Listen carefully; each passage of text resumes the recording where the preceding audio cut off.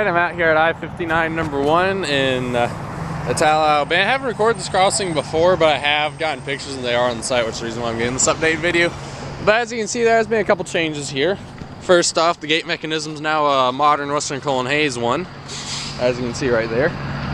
And then right up there, we have a new Western Cullen Hayes, probably Type 4 electronic bell, replacing the original General Signals Type 2 that was here.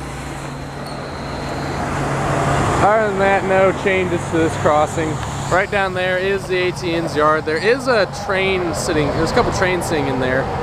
One of which is going to be heading east across town here in a little while. The other one, I believe, is going to be heading north.